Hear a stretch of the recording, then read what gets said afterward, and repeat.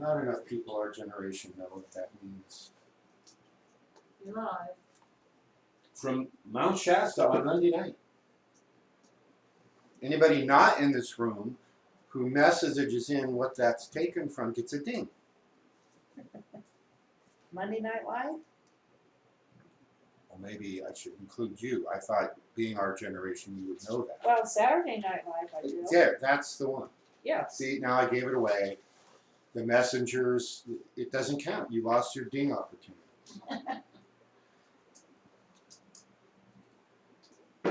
We are talking about Toltec stuff. And what I want to do is each week, because not everybody sees every show, even though you should, I'm going to set the stage just a little bit.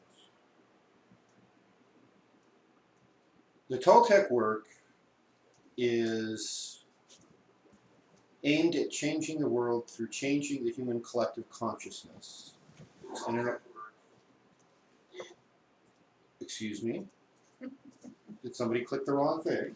No, I have just got in there. Because I thought I had left it on mute. Maybe I didn't. So we're trying to change the world. The world is a holographic projection, which means all we need is the right batch of frequencies to upgrade what we consider reality. That requires a change to the human collective consciousness field. In order to create that, the Toltecs have always used a combination of tools aimed at first changing each individual's consciousness field. We have to upgrade, be above and beyond what our biological machine has naturally. And so we cheat. We trick people into thinking that they have the power to do that, when in fact they do have the power to do that. And we use any means that we can to get the information into your consciousness so that you take better control of your subconscious and your superconscious. And just like when you're working on any electronic circuit, you know, we use the electronic circuit board analogy, the computer analogy, the way we upgrade these little computer devices. And it's really helpful to have a circuit diagram when you start tinkering with circuits.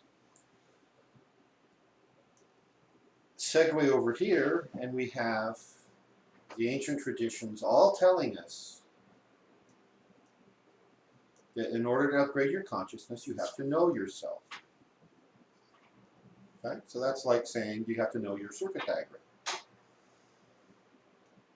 Now, when I first encountered the Tree of Life material, like any good, self-respecting electrical engineer, I liked circuit diagrams. And so I liked this, I just didn't understand it.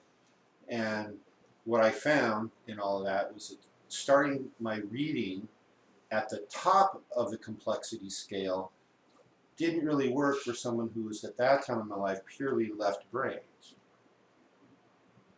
I needed something to create those right brain links, and I needed something that was a little more simple and straightforward. And so that's where the list of books has come from that I'm recommending for beginners or intermediates or wherever you are.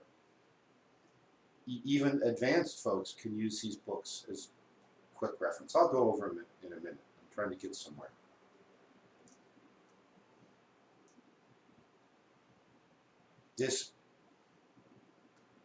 This concept of the circuit diagram is what we're talking about today. Today we're going into the Tree of Life map from the Kabbalistic traditions from the Hebrew peoples. Last week we talked about the map from the Nordic traditions, the the Norse tree of life, called what? Yastrigel. What was it? Yastrigel. Yeah. Yggdrasil. Close enough. Ding. One ding. Yggdrasil. You know how I know that? I looked it up online. How do you pronounce blah, blah, blah? Yggdrasil. So that's what we're here to talk about tonight. And let's see, where do I want to start? Oh, I want to show off my new mug. I have a new mug. Go to this camera over here. They can maybe see it.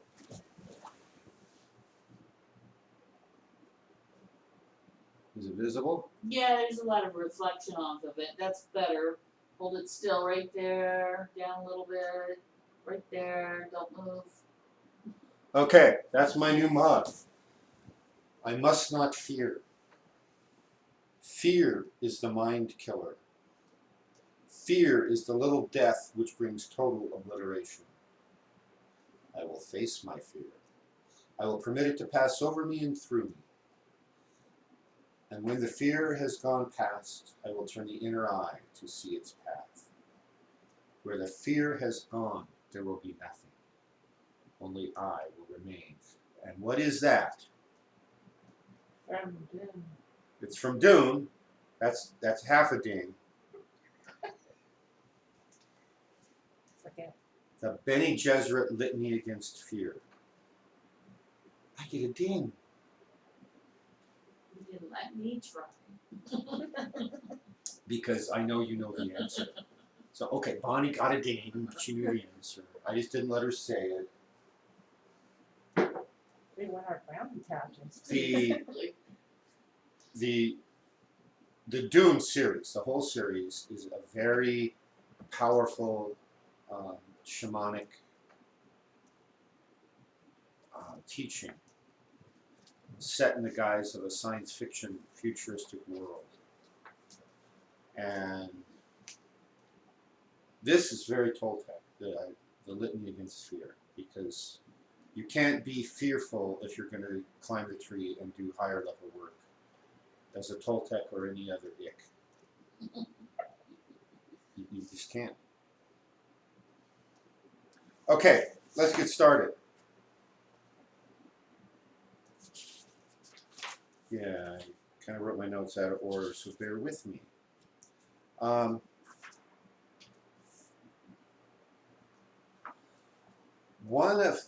just tell you these books, because as we go through, then you're going to know. Is that visible? Well, you didn't tell me to change camera.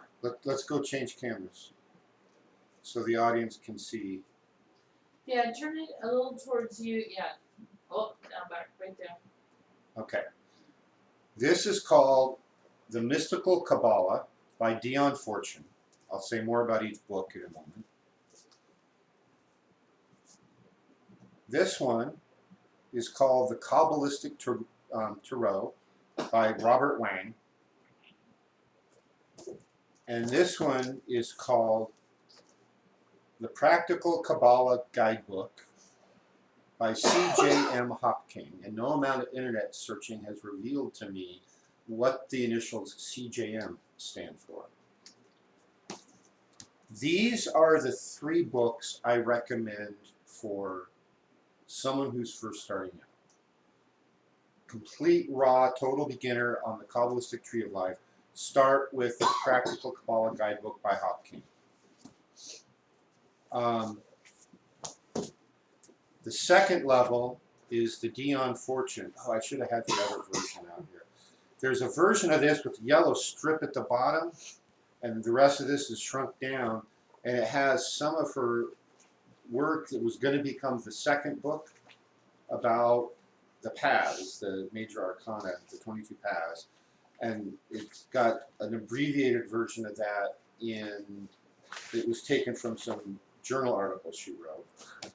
And then the third one I like, and I like it for a lot of reasons, is the Kabbalistic Tarot by Robert Wang. And what I like about this is it bridges the worlds between the Tarot and the Tree of Life. And no matter what the modern rabbis say, that there's absolutely no relation between the Torah and the tree of life, they're both describing the same world from different points of view. It's like the light of the universe shining out through a gemstone, a multifaceted gemstone.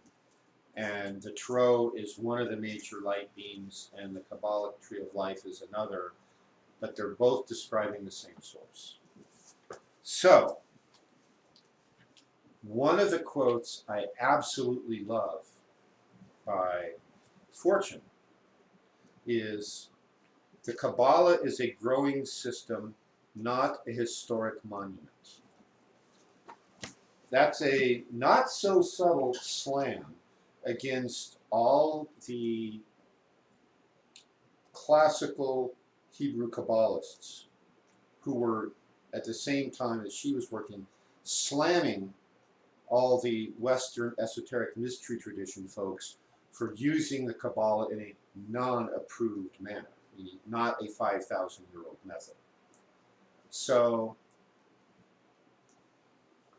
it's a living system designed to grow as we learn. And I'm so grateful on just about most fields of human endeavor that we know more than we did 5,000 years ago. And there's a few where we still don't, that we're trying to get back to. You look quizzical. I got a cough drop. You have a cough drop? Mm-hmm. Okay. That gave you a quizzical look. If you ever want to look studious, put a cough drop in there. Okay. Yeah. We're several aeons further down the path of human evolution than the ancient rabbis were when they put together the system that came down through the Hebrew traditions on the Kabbalah. We have a better understanding of the human condition. The collective consciousness of humanity has evolved.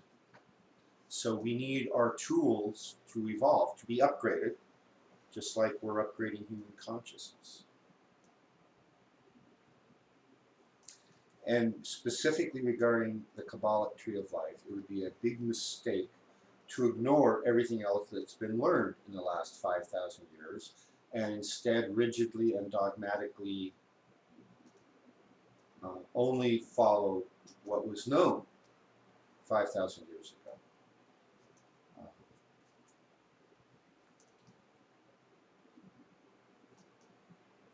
Let's skip that. So, you've heard me talk about archetypes in the past. You know, the archetypal golden eagle that animates all the golden eagles on the planet. There's a background field of energy in the universe. I missed something, didn't I? No. And the modern physicists have one explanation for it, and the esotericists have another. So what I'm going to draw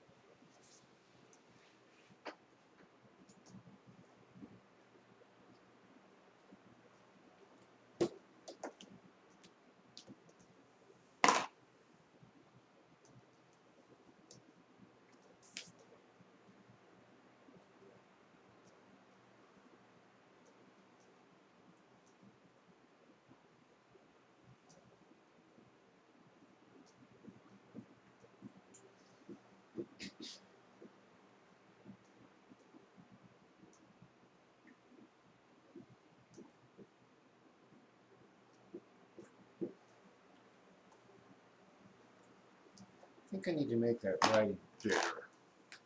Bear with me. Sorry, this will be worth it, I promise.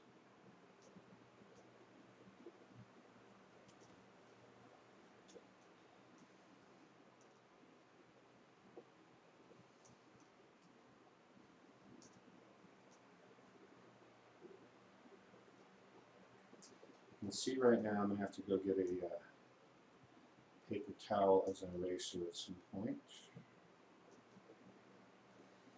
Okay, let's go over here. Do the dotted lines show? Barely. No, they don't. Okay. Well, first choice of pen flunked.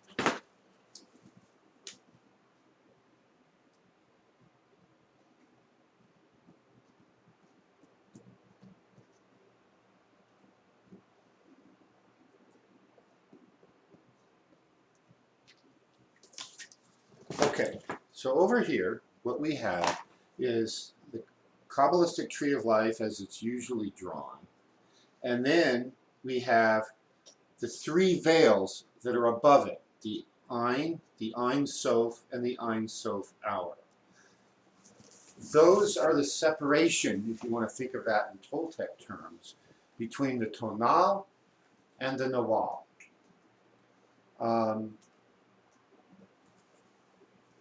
This represents, the veil and beyond represents that background field of chaos, which our assemblage point filters out into this reality. That's the Toltec explanation of this. So the three veils, I'll get to their names here. The Ein is negative existence. The Ein Sof, the middle one, is known as limitless. And the Ein Sof hour, the one closest to Kether, is known as the limitless light. So we have this background field of universe. And then we have the known, the tonal, the known universe. And so what you can think of is you think of this tree as representing, as being a symbol of all esoteric knowledge. Malkuth, down at the bottom, maybe if I move these you can get all of us into the view at once. Malkuth is the physical world. That represents this world we're in. And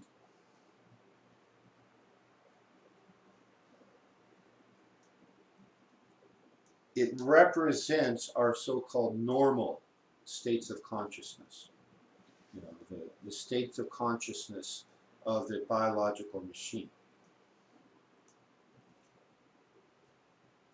Everything else on the tree of life, from Malkuth up, represents the esoteric knowledge, and so historically, going back tens of thousands of years, all the esoteric schools, all the mystery traditions, and so forth,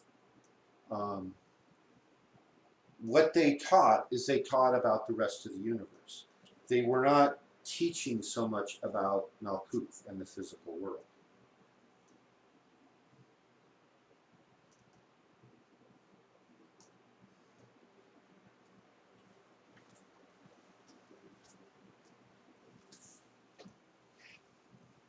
So the tree, as it's pictured here, consists of what we draw as 10 circles or 10 spheres. Think of them three-dimensionally.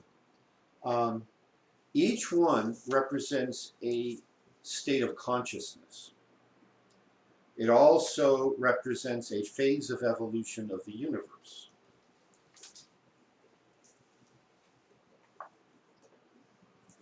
So the limitless light, I'm not going to put it back up, the Ein Sof hour, the one that's just above here, represents that vast infinite field of energy, the chaos And Kether, the top one, we're going to go through these systematically in a minute, but the top Sephira, which Sephira is singular, Sephiroth is plural. So many Sephirah is Sephiroth. So we have 10 Sephiroth on the tree of life. Kether represents that point within the circle that's been used symbolically for eons. You can think of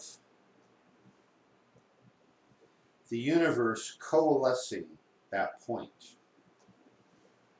but also think of that point being simultaneously everywhere. That takes some pondering and meditation to come to terms with that idea. Dion Fortune's book, she has an experiment that she suggests that you all do, which is you boil some water, get a pot of water boiling, and then stir in and dissolve as much sugar as it will hold. So you keep adding sugar, keep adding sugar, keep adding sugar, until, as long as it keeps dissolving, keep adding more. And then when you pour some in, and no matter how much you stir, it doesn't dissolve, then that water is saturated with sugar. So then you take it off the stove and you let it cool. And you watch it. And at some point, as the internal conditions of that water change, crystals will start to precipitate out and form. And they will be forming simultaneously everywhere in there as the temperature cools. And so she says, go do that experiment so you get a real grasp of what it means for Kether to form out of the limitless light.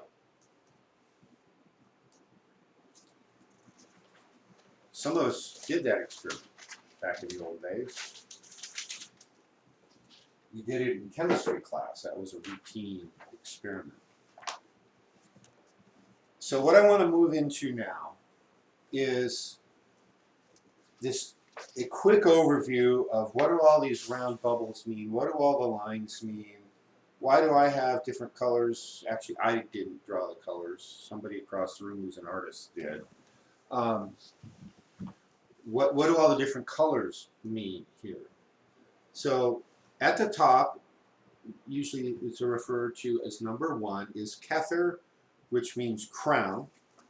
And there's other terminology associated with this we'll get to in a minute.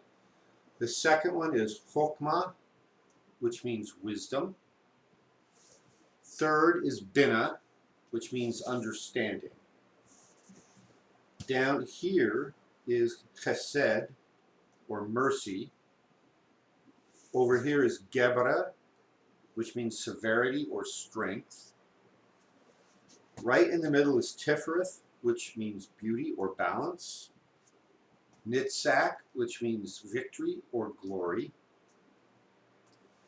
Hod is splendor or power. Yesod is the foundation, and Malkuth is the kingdom. Malkuth represents the physical world. From the point of view of the divine up here, that's the kingdom the divine is trying to build. This is an important point that is often forgotten in a lot of circles. And I don't mean these circles, I mean schools of thought. People forget that this is what the universe is conspiring to create, is this. This is the pinnacle of creation, is physical reality. So those 10 spheres, those 10 Sephiroth, are interconnected by 22 main pathways. This circle in the middle we'll come back to later, probably not this week. That's sometimes called the Sephira, which is not a Sephira. It's known as Da'ath, which means knowledge. So we'll come back to that later. So any questions? And who's online? Who is on first? Right. What's on second? Exactly. And who's on third? No, I don't know who's on third. Oh, sorry. Who's on first? Oh, okay. Come on, get with the program. Dennis is with us. Hi, Dennis. Hi, Dennis. Maria. Hi, Maria. Maria. Muad'Dib. Muad'Dib. Nice cup, Muad'Dib. Yeah. This was a gift from Muad'Dib. Oh, cool. Muad'Dib's shamanic name comes from the Dune series, and so she gave me this cup, and I thank you. Good job. It works. High Serenity, it works. The cup you guys brought me works. See, I have liquid in it, and it's not leaking out. That's the best kind. So Patty is with us, Hi, Patricia. and Muad'Dib also knew the answer. I And, figured. She mentioned that Dion Fortune's book is on audio. What do you and know? Serenity says hi too. High Hi, 3, Serenity. high 4, high 5. And that's it? That's it. That's it so far. That's Okay. all. Any unidentifieds? How many was that? I don't know, 5 or 6. No William, huh? There's 6 watching that. There's 6 total and 5 named. And no Melody either. Mm. Of course, she probably doesn't have Wi-Fi. Well, yeah, she's struggling down there. She could have just driven up here and joined us live. I mean, that's all she had to do. Okay, so let's move on. I want to talk just a little about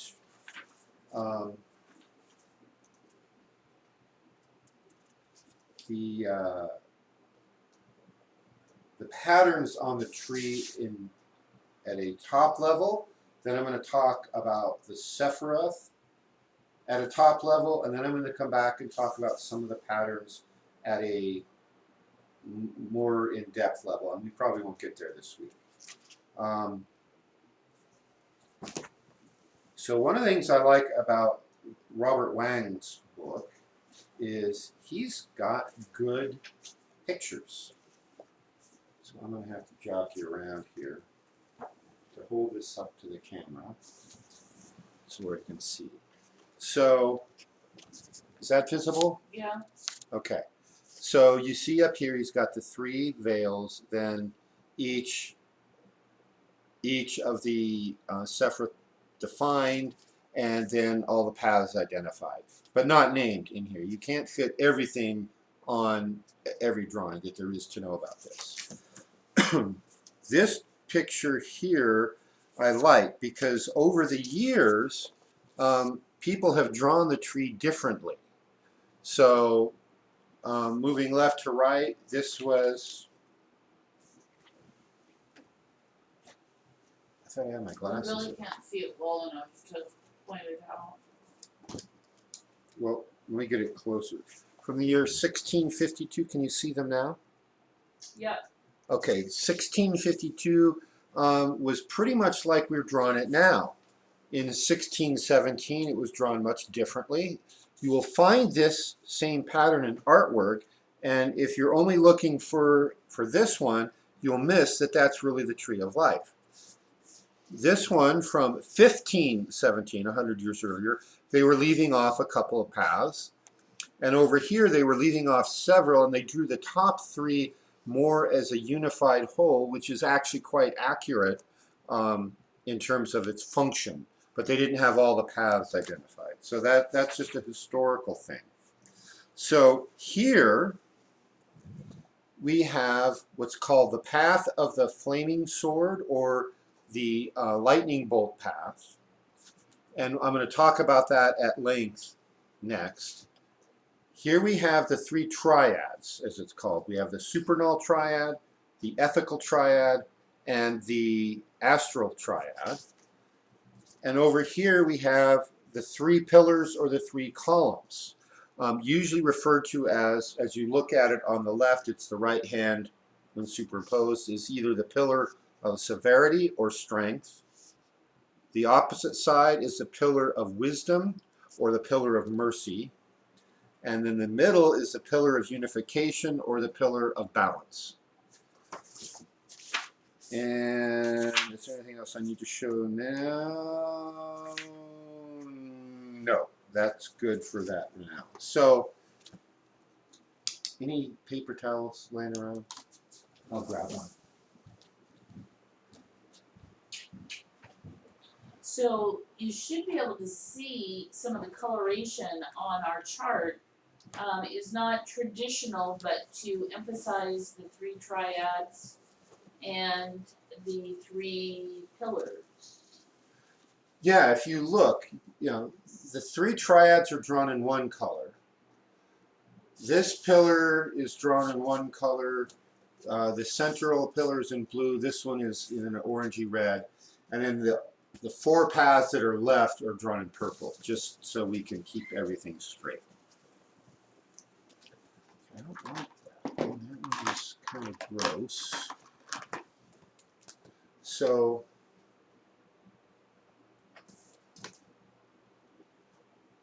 no, that's old. Remind me to throw that away.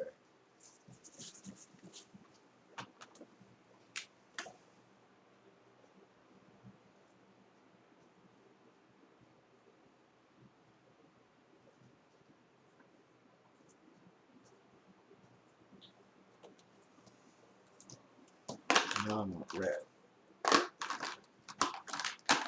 See, 2 weeks ago, was it? The last time I talked about this tree was 2 weeks ago, and I only had 4 colors, and it was horrible. Trying to draw on a whiteboard with only 4 colors. I mean, come on. So, I'm talking about the lightning bolt path or the path of the flaming sword. This is the path of creation.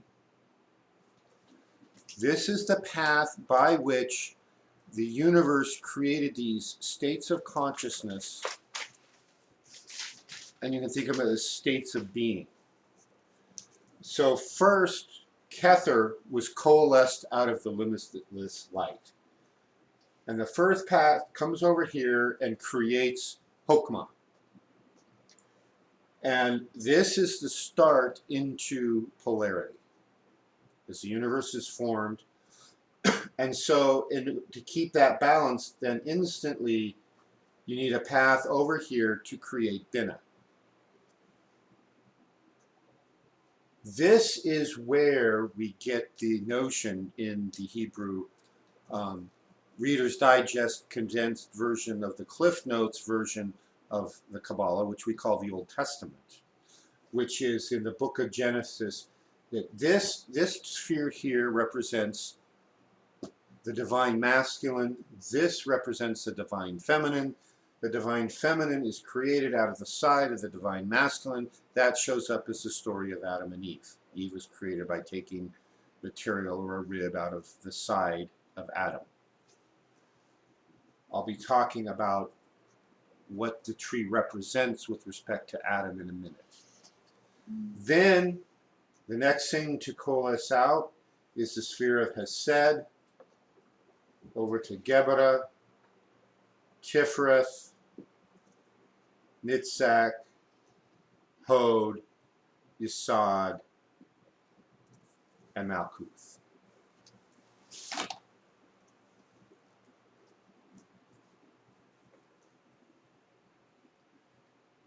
It looks like a bolt of lightning might look if you've ever been out at the night sky and watched lightning striking around, and that force, sudden force from on high can represent the force of God. If you meditate in a particular way, you will know why it's sometimes called the path of the flaming sword. That's all I can tell you about that. You have to meditate in the right way.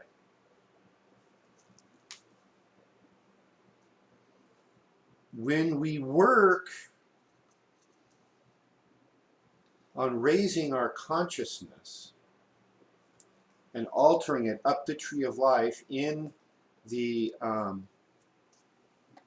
esoteric work, just drawing in, we basically, we're going to reverse this path.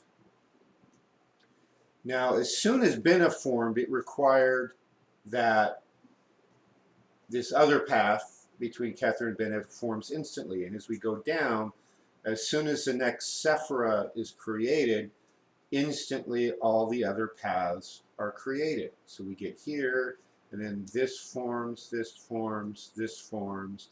We get down here, this forms. We get over here, this forms. Then we get to here, and you saw it, and this forms. And then once we have Malkuth, these last two form. It's like water running downhill. It can't not do this.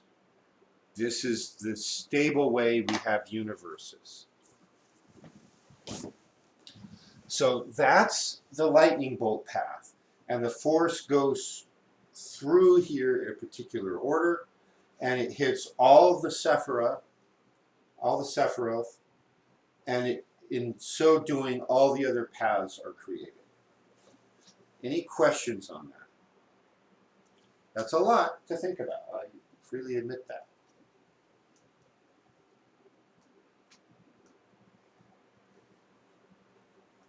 Okay. Now that Oh, you yeah, hold on. Maria asked, is Kether at the top of your head? yes, And, it's represented by your crown. okay. And are the two below it on the shoulders Yes. or the ears? They're on the shoulders. And then this Tifrith, which we'll get to in a minute, is your heart center. The other two are your hips. Yesod is your loins. And then Malkuth is either your root chakra, or some sources will describe it as your feet. I think of it as the root chakra. I think that's more, because even if you cut your legs off, you still have a Kether. Right? It's not like I can cut off a foot and say, oh, sorry, I just disconnected you from Malkuth.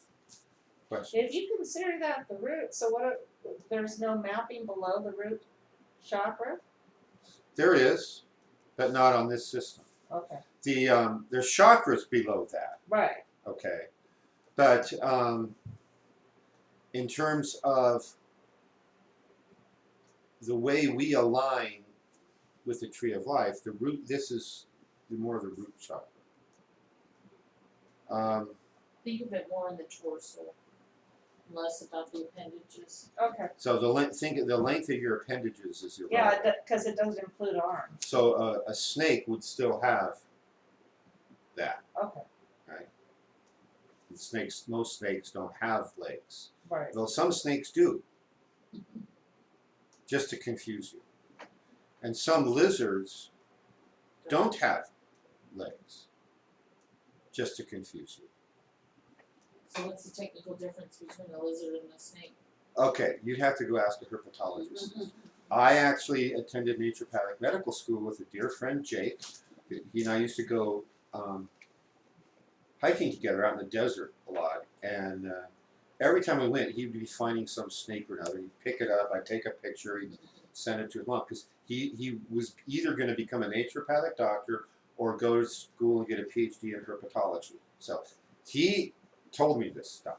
Oh yeah, there's this da-da-da-da-da-da, and then you look in the microscope and yeah, that's a lizard, that's a snake. Some have legs, some don't. He must have been fun to go with. Oh, he's cool. Cool dude. He's as far as I know, he's still in the Phoenix area. He didn't get the memo that Phoenix is hot. And I guess because he came from Michigan or some darn place, he kind of liked that. But yeah, hi Jake, if you're ever watching this. Good times. Come out here and I'll take you up a real mountain. Okay, I'm going to talk now a little bit. Now that you know the flaming sword path, the lightning bolt path, and that this is how the universe was created. That concept will be helpful as we go through here, because this is one of those subjects where it kind of helps to know where you're going before you go there. So let's talk a little about Kether. It's often referred to as the crown. Some of the other terminology associated with this, I'm going to be doing this with as far as we get through this tonight, is the Ancient of Ancients. That term, the Ancient of Ancients, you will read in a lot of esoteric literature, especially the older stuff. And, you know, what are they talking about? The Ancient of Ancients. They're talking about Kether and what that represents. The Ancient of Days, the point within the circle, the primordial point, and the Most High. You probably, if you've ever read any of the older scriptures, like the Old Testament or the New Testament, you will notice they use a lot of different terms to refer to God and Christ. And each term represents a different place on the tree of life. So this would tell the rabbis who were reading the book to the people, when it says the Most High, they would read the Most High, and the people go, oh, they must be talking about God again. But to the rabbi, it puts him instantly in a different place, mentally, because now he knows he's referring to Kether.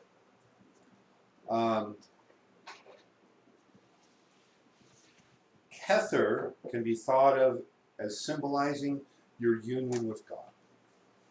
This is the point, this is the link, this is the portal, if you will, between you and God. In the Tarot deck,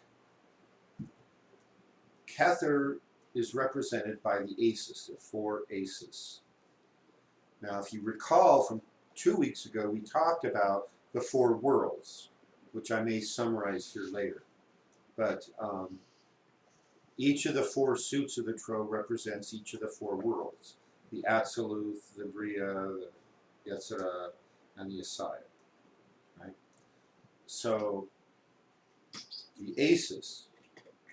So whenever you think aces, and you draw an ace, that's, you know you're here on the tree of life, you're representing that link to God, that pure essence, that pure being. Different aspects of that. Next down here is Hokmah, or wisdom, also known as the illuminating intelligence. It is sometimes called the crown of creation. Splendor of unity, the supernal father, and the primordial masculine.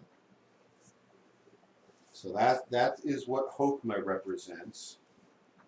Hokmah is sometimes described as the great stimulator of the universe. This is a stimulator in that that's where the drive comes from. That's where the force comes from. The force? Force. May the force be with you. I knew you were going to say that. Then why did you ask? Just making sure you said force.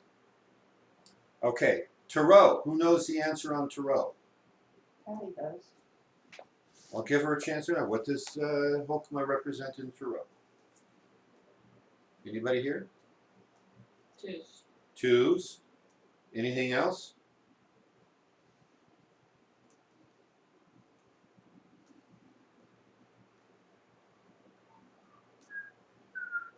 I don't know the deck. The sun. Anything from Patricia? No. Okay. It also represents the kings. And here's where I need to talk about, I'm going to show another picture in Wang's book, talk about the Tarot and some of the confusion that is common when you start comparing decks. In the suit cards, the 4 suits, you have 1 through 10, and then you have the court cards. And the big difference between the Tarot court cards and the watered down versions we have in modern times called the typical playing card deck is the modern playing card deck only has 3 court cards, the original Tarot deck, 4. There's what's known as the high masculine and the high feminine, and then there's a low masculine and a low feminine. And the problem comes up when you start watering that down or changing the names, or some decks use a term for the high masculine, and other decks use the same term for the low masculine. Same with the high feminine, the low feminine. So you just have to be really careful that you understand. Excuse me, you understand which is which in your system. And that's why, if you're going to be a tarot reader, I recommend you find the deck that works the best for you and you stick with it. And you still are going to need to know the other correspondences, because somebody's going to come to you for a reading and they're used to a different deck. They use weight, which doesn't even have a low feminine. It's a neutered, gender neutral page, they call it. So typically, the high masculine is called the father, and the high feminine is called the mother. The low masculine is the son, the low feminine is the daughter. So, gee, that's kind of really common sense. And most of the time, we call the high masculine by the term the king. But you will also see that referred to as the knight and the prince, and not the emperor so much, but just the knight or the prince. And the mother is usually referred to as the queen, but sometimes the princess. The son is most often referred to as the prince, but sometimes as the knight, which gets really confusing because other people are calling the father figure the knight. And then the daughter, of course, should be the princess, unless you call her the page or something else. So that's confusion at its finest. So the kings, and I'm going to use this terminology, the kings of Tarot, the high masculine, are associated with Hokmah. And if you can guess where the high feminine is, Bina Ding. See, Patricia, when you're not here, you lose out on those ding, ding, ding opportunities. Just saying. Oh, and strawberry pie afterwards. Somebody made strawberry pie. She's a good baker Oh, I know. and a good cook. So, Tarot, Hokmah, the twos, and the kings, or the high masculine. As I mentioned, the instant split over to Bina, that's captured in the common folks version of the Old Testament as forming Eve out of the side of Adam. Let's talk a little bit more about Bina. Bina means understanding. She represents the mature woman, the matron, sometimes the sanctifying intelligence. If you know what sanctifying means, it means to make holy. So when a priest who has the hotline to God sprinkles holy water on something, he sanctifies it. He's made it holier than it was a few minutes ago.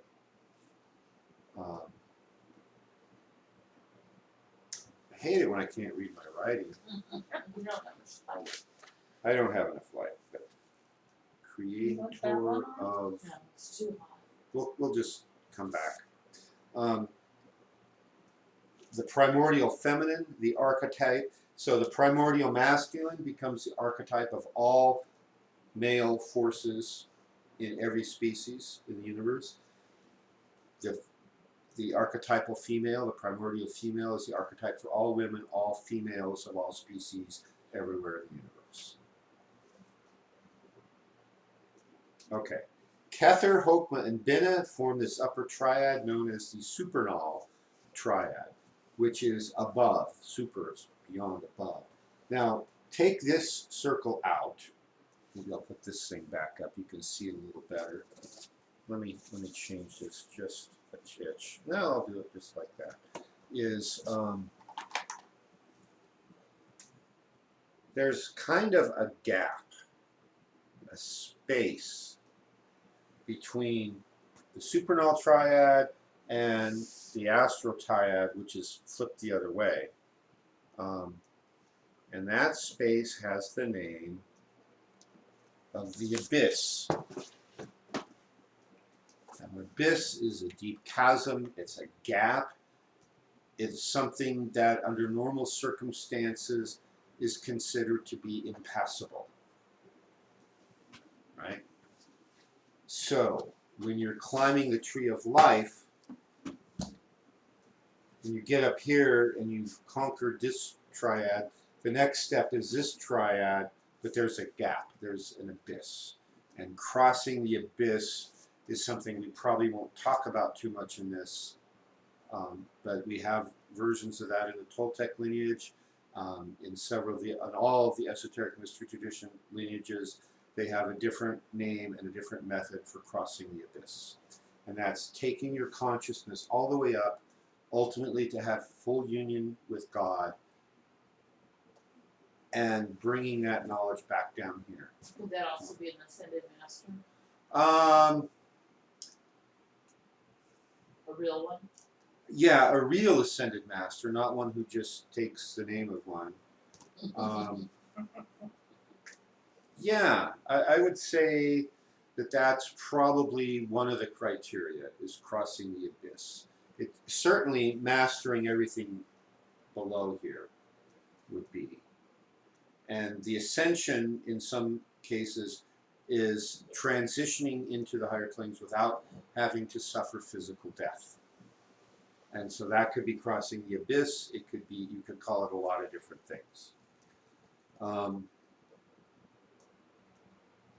So we'll talk more about the supernal triad later, and we may not get to the triads today. I'm going to talk more about the columns if we can get to a certain point. In dreaming, do you cross the abyss?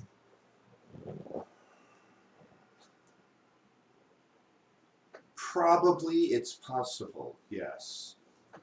I'm thinking back to some of my dreams where I've been on the threshold. But it's not time for me to do that yet. So I was shown how to prepare and how to get ready. I don't think you go there by accident. No, it has to be a conscious choice. Sort of like when you're initiated into the higher planes, you will know. Right? And, first comes the initiation into this, then the initiations into this, and eventually you think of this as the big initiation to cross the abyss, bring that consciousness back. And that operation can go wrong a lot of ways. And that operation is what requires you to have mastered and balanced everything below.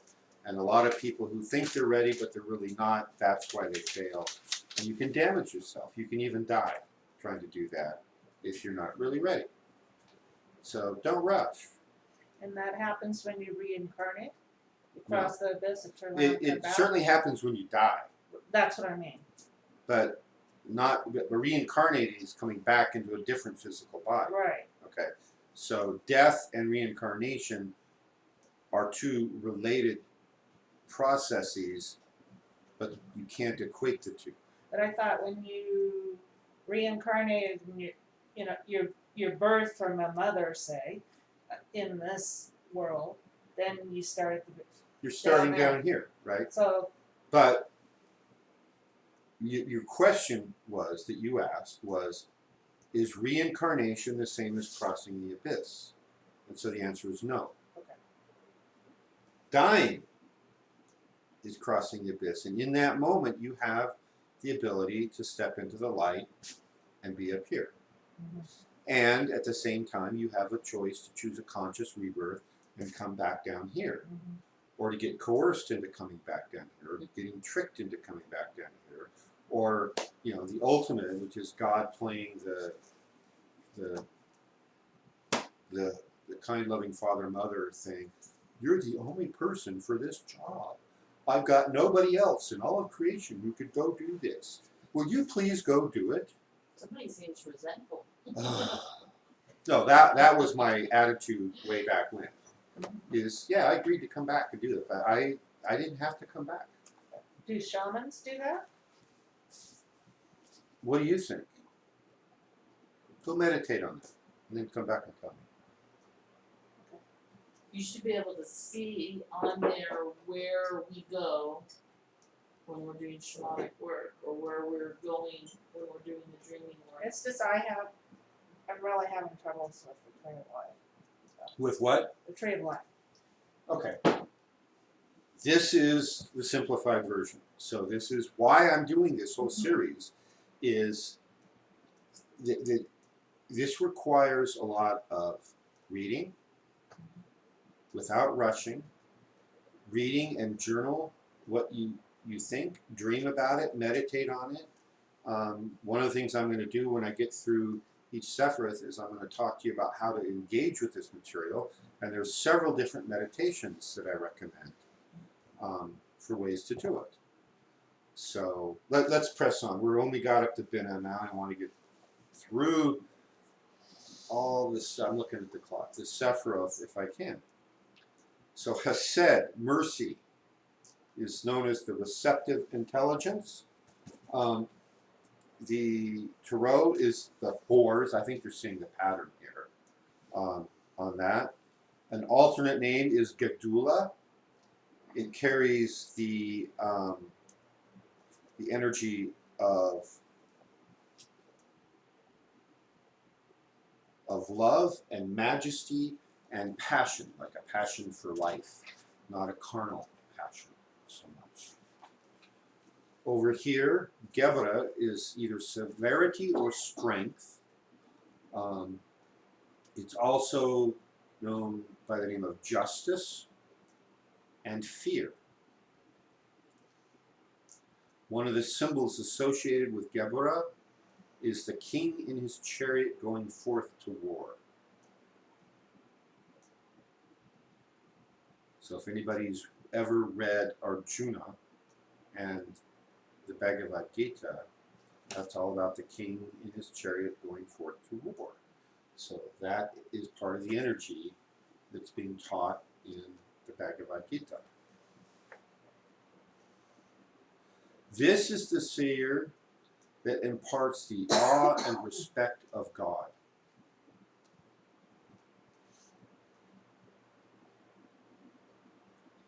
This fear, this severity, this discipline, this strength of character.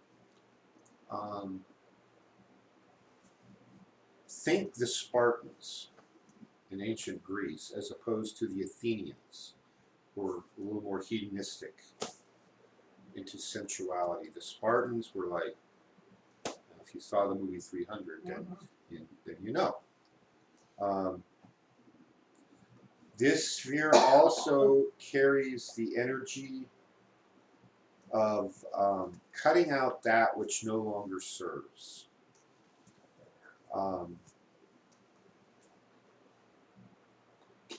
So when that energy is out of balance, you might see people who are unwilling to let go of the past. Nostalgia at its extreme badness, which is the hoarders.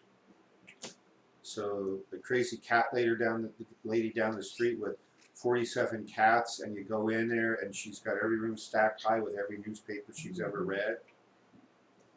That's an imbalance in Gevra. She doesn't have the strength to say, I'll never use this again. I'm throwing it away. It's trash. Then we come to a very key, you can just tell by looking at its position and its connections. Tiferet has more connections on the Tree of Life than any other sphere. And it's considered the point of balance of the entire tree. So that means Tiferet is a point of balance of the entire universe.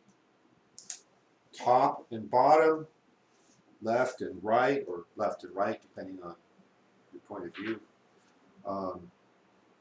Beauty or balance, it's the energy of the sun, S-O-N. So in the tarot, this is the sixes. Geberer was the fives. The sixes, and also the whatever card name you give to the low masculine, be it the prince or the knight, whichever is the one you're using in your system of tarot, is associated with that. So by the sun, S-O-N, that refers obviously to Christ. It's our Christ consciousness center.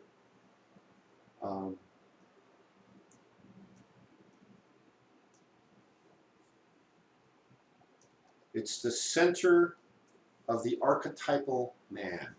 So not Malkuth and not the supernal triangle, but these other six represent something that is called the Adam Kadmon, which is the archetypal cookie cutter blueprint for all humans. And this is the center of that.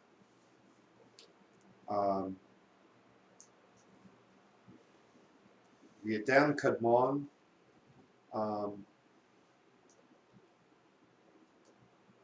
I'll say more about that later. Different religions direct their attention at different places on the tree. So the pantheistic religions are aimed here at Yesod and this lower triad. The monotheistic religions are aimed at Tiferet and the middle triad. And the purely metaphysical are aimed at Kether and the upper triad. Now, that said, the qualifier is all religions contain aspects of all of that by different names. So, if you're a Christian, you're not pantheistic. You're monotheistic. There's God, except there's God the Father, God the Mother, God the Son. Oh, gee, we're already up to 3. The Trinity. The Trinity, the Holy Show Trinity. the Father, Son, and the Holy Ghost. Then, if you think of God the Father / Mother as being the upper triad, then this is God the Son, God the Holy Ghost, which in my mind is not God the Daughter, but Father, Son, Holy Ghost. Where are we down to? Nitzak. And if there's any questions, just holler. You're better with the cough drop in your mouth because you look more quizzical. You're pondering. Nitzak. The terms most used to describe it or translate the meaning are glory or victory. It's the sevens of the tarot deck. Sevens, Patricia. This is associated with creativity. That's one of its biggie things. And the causal plane, aspects of nurturing. It's sometimes known as the hidden intelligence. Hod is either splendor or power. It's the center of thought. So this is the upper astral and the mental plane. The eights of tarot, sometimes known as the absolute intelligence. This is the key sphere of intellect. And I'll say more about that in a minute when we get to the pillars. Yesod, the foundation, the nines of tarot, and this is the sphere of the non-rational way of being. So this is getting into the feeling and the sensations. This is the upper etheric and the lower astral. Non-rational right away makes it a challenge for most men to make this first step up the tree of life with your consciousness. It's a struggle for us. When we get there, we kind of go, oh, wow, this is cool. I kind of like this up here, yeah. You know, somebody should have told me to do this sooner. Of course, they did, and we were too left-brained to figure it out. The nines of the tarot deck, and just the nines. I'm getting ahead of myself.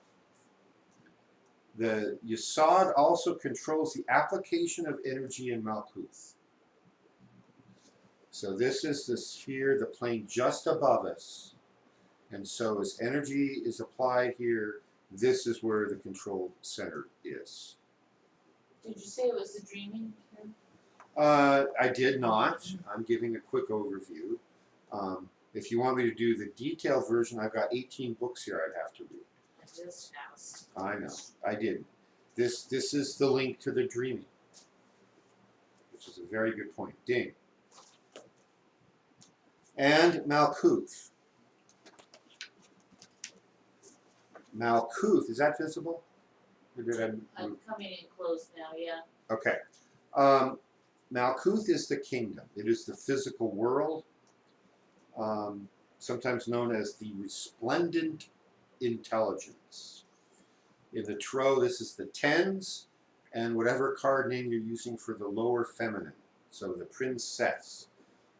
In the weight deck, it's called the page, and you need to borrow the erroneous things from the weight deck. Might be called the page. It's also known as the Shekinah, or the bride of the Messiah. The Messiah is the sun up here, and the Shekinah is the lower feminine. It's the bride of the Messiah.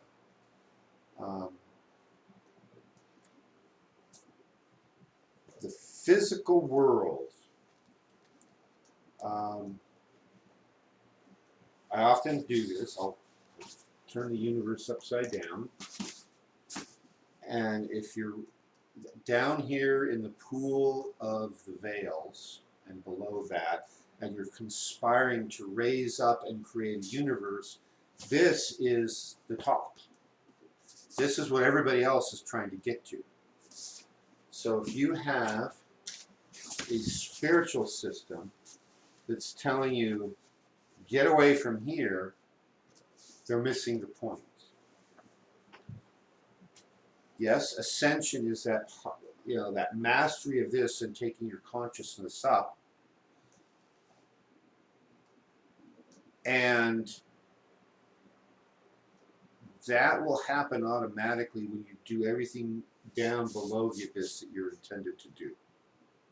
You don't have to force it. Because if you're trying to force the trip back up, you're missing the work you're here to do. You're missing your true will. That's one of the key lessons of studying the Tree of Life. So your true will's up at Keeper, right? Your true will is what you will do down here. But your life's purpose, maybe? Well, your life purpose, don't think of it as being finding out any one place on the Tree of Life. You already have your daemon and your angel who know it. Okay? So to communicate with those and learn what it is you need to do, you have to be able to communicate with all these planes. Right? With all these spheres. And that's what the great work has always been about. That's step one. Now, step one might take you 12 years or more. Some of us are slow, and we need it a long time. Some people, for whatever reason, they have it handed to them on the silver platter and they run away screaming. I've seen that more than once. So we take our consciousness up here, and when we start talking about the triads, probably next week, we need to master this triad, and ultimately this triad. But you're going to be shown your true will one stepping stone at a time. Go do this. Go do that. Go move to Mount Shasta. Go do this. Go do that. And learning to communicate reliably with your holy guardian angel is a process. It's not a one-time event. There's things we do, little bumps, like the level 4 intensive that gives you skills that you then have to go use and practice with, right? It's like, okay, you're going to learn to play the piano. Somebody gives you a piano. But now you have to practice it. You actually have to play it. Mhm. You want to be a true warrior and combine physical warrior skills with the mental and spiritual warrior skills. So you go out and you buy a karate uniform. Well, now you've got to practice.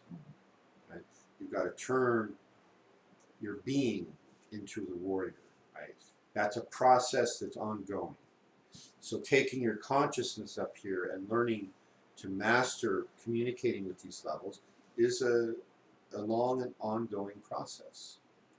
And you think you're making no progress, you just keep going and going, and all of a sudden, boom, oh, I just bumped another step up. Wow, that's what looking at the astral waters is like. Huh, now I know why they call it the astral waters. Isn't that interesting? Right? So it's a process. Does that answer your question? Okay. Thank you. Let's talk for a minute about the columns. Any other questions from online right now? Quiet folks. It's complicated. Choose to make it easy. You can see the flower of life, right? I mean, you can see this as part of that. Yeah, that was the first week I did this. I went through that pattern. Yeah, I just have to.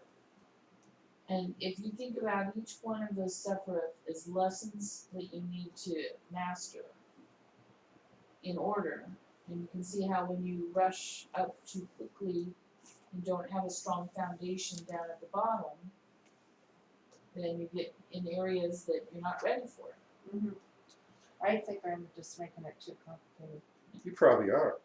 But he's trying to make a lot of different analogies, and the ones today with the tarot are to benefit Patricia. Not only Patricia, it's everybody who might be watching who would benefit from learning more about the tarot. Which in my world means everybody watching. So is the tree of life in the Bardo?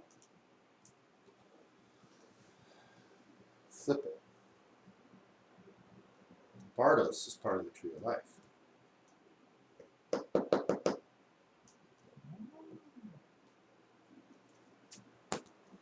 Okay, so now I've drawn a tree of life. Now I'm going to draw the columns.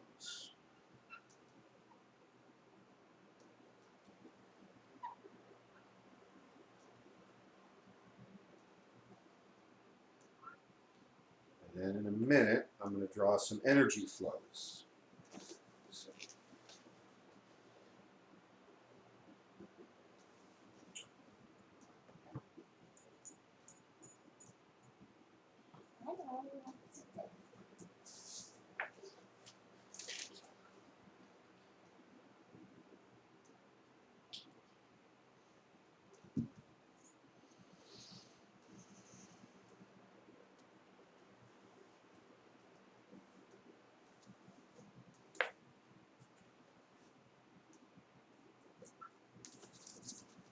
You do need to go back to that stuff. moving. How's that? That okay? Yeah. Okay. So, you can see the brown lines are the core structure of the tree. And then with this magenta, it's not the purple, I don't think. What you're seeing is we divide it into pillars. And the names given to the pillars come from different spheres. So the pillar of wisdom is named after Hokmah, sometimes known as pillar of mercy, and mercy is down here in Hesed. The pillar of strength or severity is named over here after Geburah. And the pillar of beauty or balance,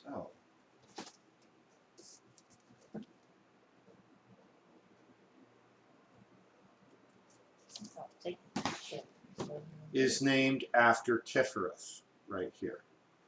So that's just the conventions that have been followed in different systems, but these are the usual terms. Ooh. Pat, you're banished. Go away.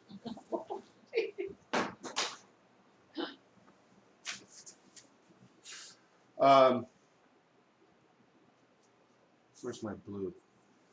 I want to use blue for this.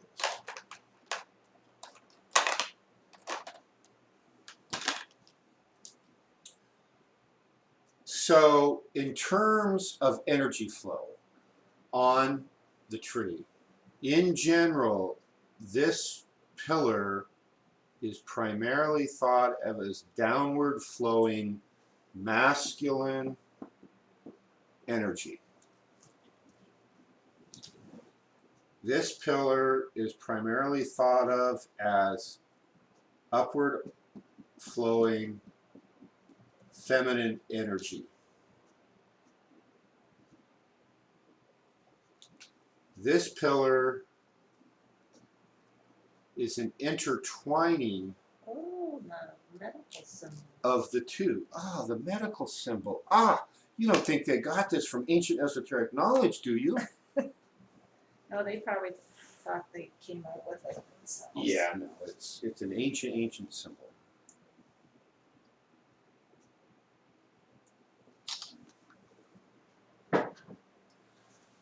So when you start to read some of this literature, and you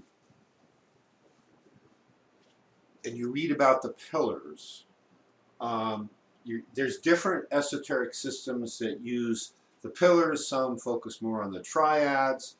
I would say the Golden Dawn and its derivatives focus more on the triads and less on the pillars. Masonry focuses more on the pillars and less on the triads. It's all there in both systems, but some of it's a little more veiled than others. So the pillars,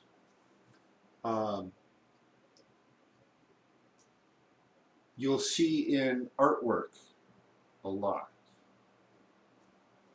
Did anybody pay attention to the artwork that went out with the announcement that I sent for today's discussion?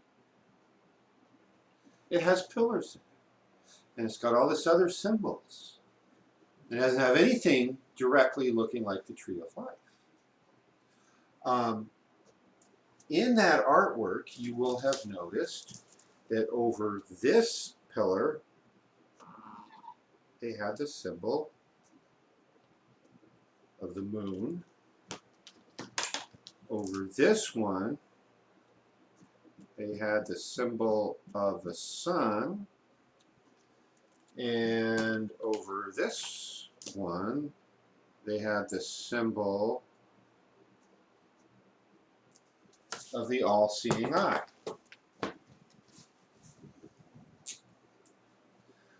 So that's code. I have to say something about art in a minute, but that's the code for this is the feminine pillar, this is the male pillar, and this is the eye of God. That's everything, right? So you will see this in art, and you will then sometimes see things deliberately reversed. So like you might see then an S on the base of this pillar, and then you might see a B on the base of this pillar and a W over here, and you go, wait a minute, I thought this was the pillar of wisdom. Can you move this, please? Thank you. And what this is a deliberate attempt to mislead the uninitiated. You will find that in a lot of artwork. That's why it's incumbent on you to know the truth. You read it, you know it, and it's not just so you can understand the esoteric artwork or the esoteric writings. This is the roadmap to your consciousness. That's why we're spending time on this. Is you have to learn to go, oh, no, that's a fake attempt to fool the uninitiated. I ain't buying it, right? And so you swap them, and you pay attention to what's real because you've studied and meditated on the source material, and you've tapped in through your meditations, through this gateway in Yasod, to the dreaming and to the higher states of consciousness, and you know. So the S is for strength, the B Strength. for balance, the or W. beauty, and a W for wisdom. Exactly. Okay. So you're going to see that when you go look at that picture again. You're going to see those two were swapped, Okay. and they were deliberately not laid out on the artist canvas as the tree of life. It's just like random things sitting around in a room. But again, if you know how to read it and you know what the tree of life is telling us, it's not going to mislead you. Can you superimpose that on your body and then show us the flow of energy with the applied work?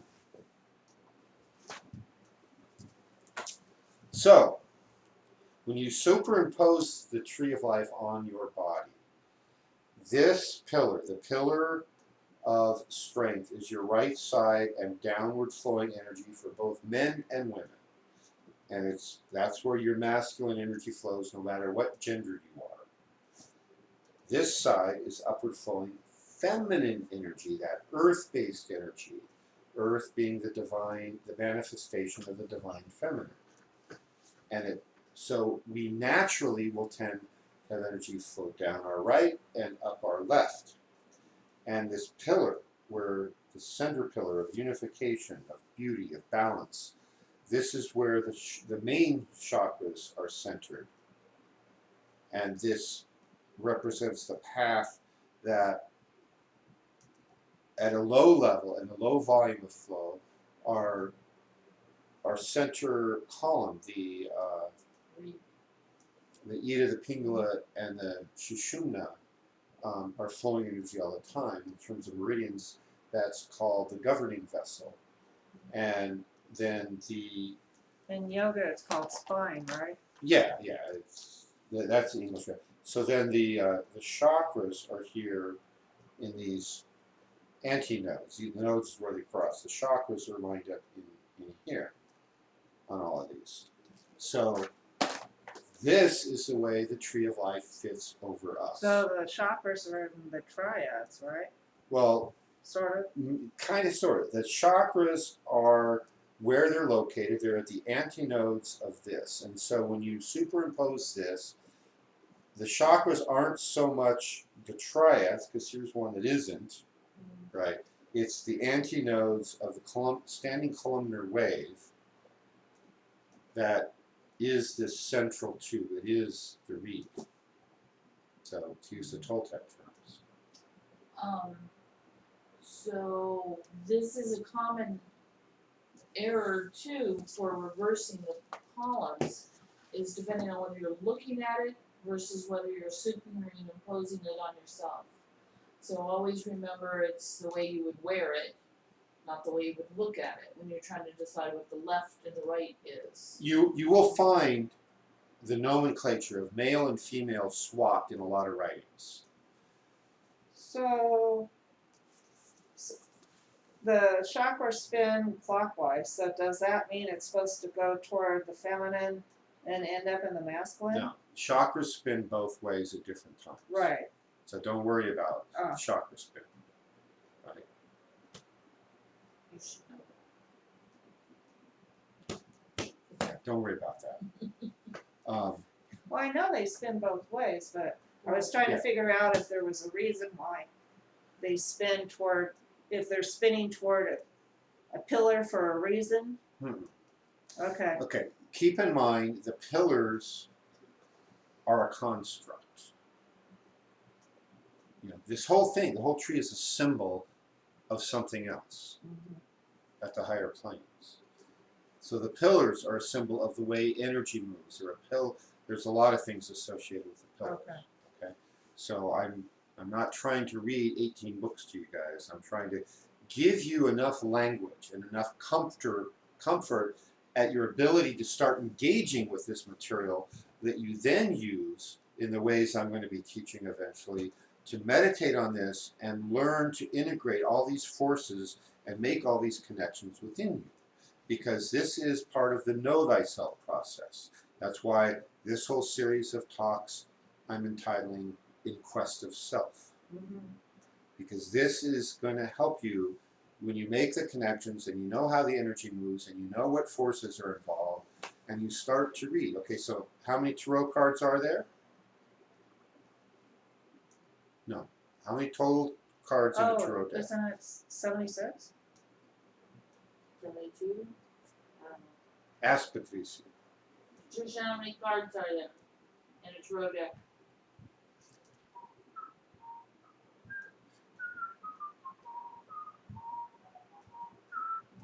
$86? I don't know if she said. 14 times 4 plus 22. 78. Oh, it's close. So, the I know she knows the answer. I'll give you the ding on that, Patricia.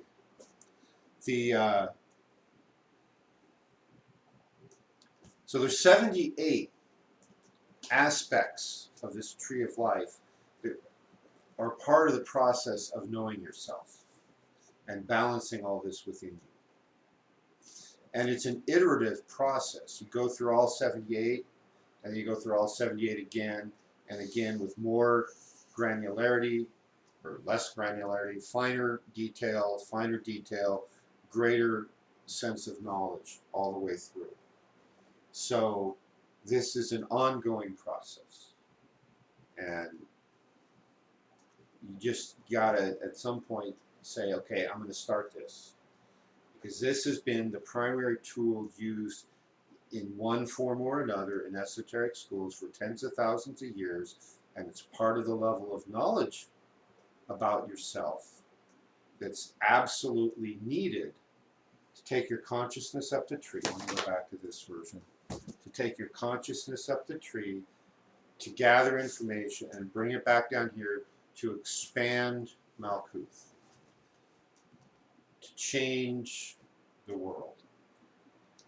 So that's where I'm going to stop with the formal material presentation.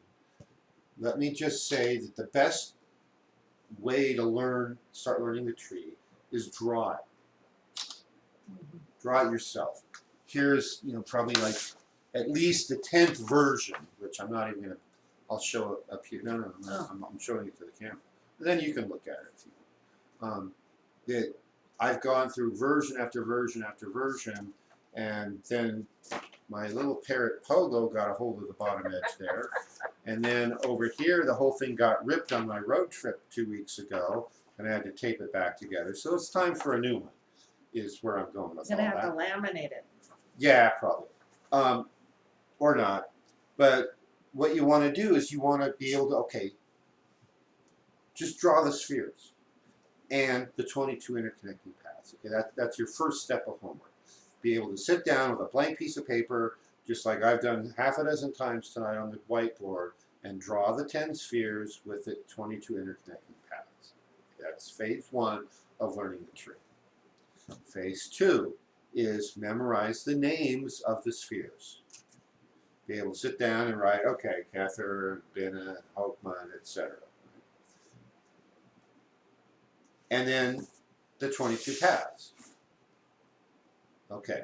And then there's which names of the paths are you going to use? Are you going to use the classical Kabbalah names, or are you going to use the Tarot names? Well, if you're Patricia, I know what the answer is. She's going to use the Tarot names first because she thinks in Tarot. Right? So that's going to be the Fool, and that's going to be the Magus, and all the way down through until you get to the world or the universe down here. I'm gonna draw that, and then I'm gonna put tarot cards on it in Yeah, that's been done. regular playing cards on it. You have to draw it a little bigger. Yeah. Because even this size, there isn't enough room. Or you have to get a little miniature tarot deck. And that's similar. That's a great way to learn it. Yeah. Okay, whatever works. I'm gonna do that. That's why I say it's cheating. Whatever, it's fair game though. It's whatever works to get the information into you is fair game. And then I'm gonna come over and Then use that as my model. No. You can download however many you want of these off the internet, just to look at. If you end up getting any of these books that I recommend, like the Wang book has best drawings. I'm gonna get the Wang book. The Wang book has Tarot and Kabbalah, and he's got, just like I was showing earlier, he's got the best basic drawing right there. He's got great drawings of all the other things. It's a good book. So you don't need to copy mine. You don't need to focus. You just draw it. That's how it gets into you. Okay. And then once you can draw it and name everything, then you start learning about the qualities and the properties of each thing. And so my next version, I'm going to make a new one of these that hasn't been destroyed by sharp objects falling through it or bird beaks ripping it apart. And then I'm going to have one that's just for the triads. I'm going to have one that's just for the columns. And it's in here, and it's in these books, but I want to have a quick reference. So I'm going to flip through them. So start out just being able to draw it and name every part. Okay. Start there, and then tomorrow you can go on to the next one. I'm joking. You were supposed to laugh. It's a negative ding. You didn't laugh at the joke. Busily writing away. Wow, a negative ding. I got the first negative ding! Woohoo! The negative Now we're gonna ding. get our brownie points back. Gnid. The negative ding is a gnid. Good. That's a ding backwards. So that's how you're going to start this process. Next week I'm going to be going through the triads and some of your flow of consciousness. And, the paths. I'm going to go to the triads and into the paths. And there's several key things about what's going on in the world right now. And I'll give you a hint. It's the path that connects Hod and Nitzak. That's where the world is at right now, and the world is in a tizzy because they don't know what's going on. And it's got nothing to do about politics. That's the tower card, isn't it? That's the tower card. That's Ding. the path of pay. That's 2 dings. Ding, ding. That's where we're at. So anybody wants to read ahead, get one of these books or any other book about the tarot and read about the tower card. And that tells you what the state of society is. And if we stop fighting the process and we embrace the idea of change for the better, we will end up over here in where? Victory or glory. So one of the things I wanted to mention, this is as good a time as any, we'll come back to it next week, is this knowledge is ancient. It's spread all through the writings and the artwork of every culture we know of. Probably some we don't know of. And it's in a lot of the scriptures in a lot of ways. The whole Old Testament is laid out along the 22 paths. And the stories are chosen to tell the history of the people and also to illustrate the lessons of each of the 22 paths. In the New Testament, it's more about going forward, going back up the tree. And so when we get to something like the Lord's Prayer, the Lord's Prayer is purely tree of life, Kabbalah. And the earliest version we have of the Lord's Prayer is actually in ancient Egyptian language. And then it went to Hebrew. Then Christ learned it and mastered it, the states of consciousness, when he was in Egypt training. And so the kingdom, the Lord's Prayer ends, the kingdom and the power and the glory forever. Right? The kingdom, the power, and the glory forever.